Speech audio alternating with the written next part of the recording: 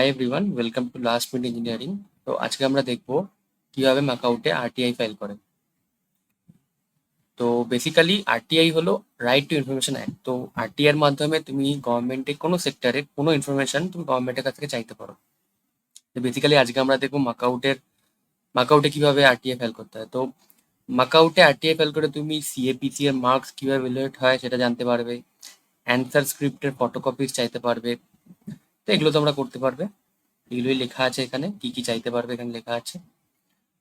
হ্যাঁ, দেন এর প্রসেসটা কি? তো ফার্স্ট অফ অল তোমাকে একটা ড্রাফট তৈরি করতে হবে, একটা লেটার তৈরি করতে হবে। তো লেটারের একটা ড্রাফট আমার কাছে আছে, যেটা তোমরা ফলো করতে পারো।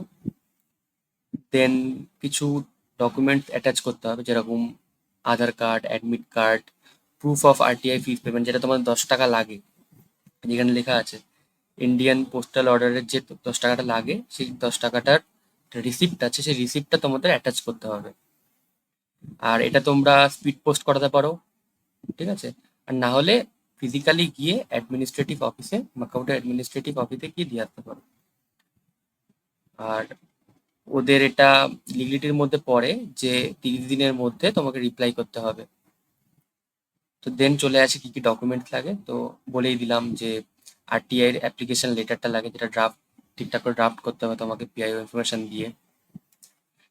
দেন আইডেন্টি প্রুফ, আধার কার্ড, ভোটার কার্ড একটা দিলেই হলো।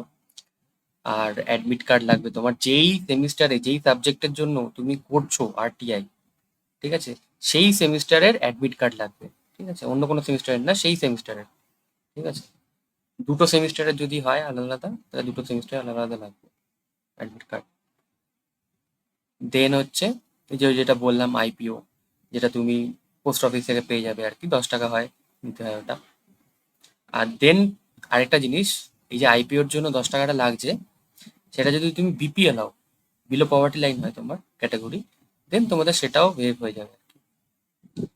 এটা হলো মাকআউটের পিআইও ইনফরমেশন। যখন তোমরা ড্রাফট করবে লেটারটা, তখন এটা দিতে হবে ওপরে। তো আমরা দেখে নিই যে ড্রাফট লেটারটা আছে সেটা কি ফরম্যাটে হবে। তো এটা হলো সেই ড্রাফট ফরম্যাট যেটা আরটিআই এর জন্য ইউজ করা হয়।